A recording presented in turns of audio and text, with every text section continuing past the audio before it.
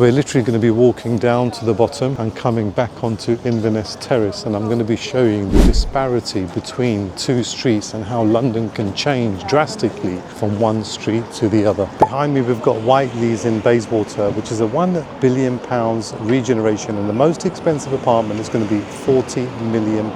Is it worth it or is it overpriced? Let's take a look. Straight ahead of us we have Queensway. On the left hand side we have Notting Hill heading down towards Shepherd's Bush, and on this side you're heading towards Oxford Street, the famous Hyde Park, and on this side we have the Bayswater Road, and at the other end we've got South Kensington, very popular with Malaysians, Singaporeans, Hong Kong. You see that development there with views across Hyde Park. Let's take a closer look and evaluate the price. Park modern apartments and commercial below with great views of Hyde Park. Now the average price for Bayswater is £1,200 per square foot. These apartments are asking £4,500 per square foot, and it's not the most residential of location. And what you'll notice with some of these adverts is all of them are showing as reduced, which means they're overpriced. But let's head down towards Queensway and evaluate this location. This is the entrance to the Park Royal Bistro, and opposite here we have Queensway Tube Station, and a little bit further down, 2 blocks down, you've got Bayswater 2. Let's take a walk down here and see how transient this is. And what I mean by transient is there's people in and there's people out. It's not very long-term residential. The condition of some of the roads here, you can see it's quite messy and it's quite dirty. This restaurant's called the Mandarin Kitchen, and their speciality is lobster noodle. Highly recommended, a very, very good place. Opposite here, we have an old mansion block, a high service charge, communal heating, possibly short and long leases. In the past, we used to have lots of Chinese restaurants here. This one used to be called Royal China, which closed down due to COVID, and so many others closed down too. Their lifespan was 6 months into COVID after being here for almost 20 years. What you'll notice here, a lot of these people that we're walking past, you'll see there's a lot of suitcases here. People in, people out, lots of backpacker style. The quality of shops here, not very high end. Here we have some either Malaysians or from Brunei, and turning left here, there's an apartment block that I'd like to show you. Look at this building here. Princess Court. Here's the back, and if we have a look here, you'll see that some of these windows are not very well kept, and there is a lot of dust and black on this white stone. A nice Ferrari over here, possibly somebody that's frequenting the casino. Let's head back. You'll see that commercial building there, and above it you've got some apartments, and we're going to be turning left down here, walking down Queensway. We've got an Indian takeaway here, a visitor centre here, Bella Italia. Five Guys used to be a Chinese restaurant that was here for a couple of decades. Next door to here we have also got a casino, which is not great, especially in the evenings, because it normally attracts negative energy. People come in here, they lose money. It's associated with a red light district wherever there's a casino, and that's next door to Bayswater Tube Station. It's not that well kept, so there needs to be a lot of work here. And then this is the entrance to Bayswater Tube Station, which I would call a very transient tube station. People in, people out, and just visiting this location. Let's enjoy this. Sounds nice. And then opposite here, we've got another terrace of shops, not very high end. And opposite me, which I'm going to be showing you, if we turn around, we have one next door to the tube station that's closed. And then above, we've got some apartments or short-let serviced apartments or long-term AST apartments. And if you just look at the quality of the curtains and the windows, it's not very nice, in my opinion. But please make a comment and let me know what you think. Oh, and this is new.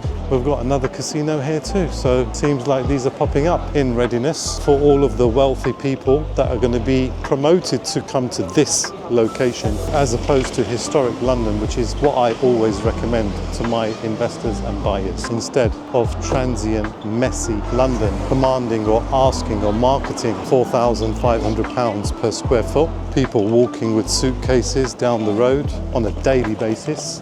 Yes, we have a large Asian community, But we also have a local community which lives in government housing around the corner, which I'm going to show you too. And then that building over there, the white one there, that's the new Whiteley shopping centre, which we're going to be having a look at. That turquoisey building there, it's a Georgian period building, commercial below, and somehow it's got planning approval, and it's the entrance for a hotel. It used to be a commercial like this, and now it's the entrance to this hotel, which is called the Knox Hotels, and this is what the entrance looks like as a boutique hotel. How they got planning for that, I really don't know. And there we have it, a £1 billion regeneration of the Whiteleys shopping mall. The facade has been sandblasted. They've done quite a good job actually. You can see the pavement here is a lot cleaner. Got a little bit of landscaping going on here. The asking price for the most expensive unit on the market at the moment is £40 million. And you've just seen the walk down to Whiteley's. But what's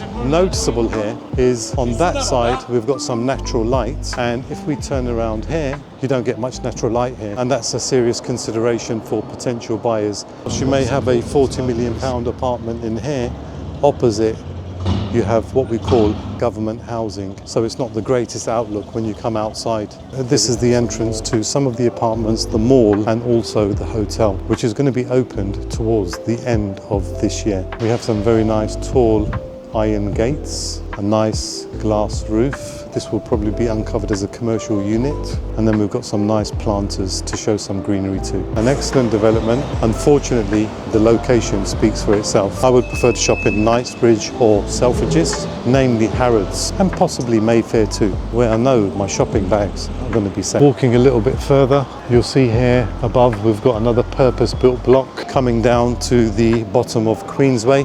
Turn left and you're heading towards Notting Hill. Turn right and you've got Paddington Tube Station. Let's take a walk down here, and we're going to be going one street parallel to Queensway, and I'm going to show potential 20 to 40 million pound buyers what they're buying next door to. And turning right into this street, this gives you a real taste of the location that we're in. We've got densely populated government housing here. This is housing provided by the local government to locals and families. Some of these are private where they've been bought, and some of them are rented to government tenants by the City of Westminster.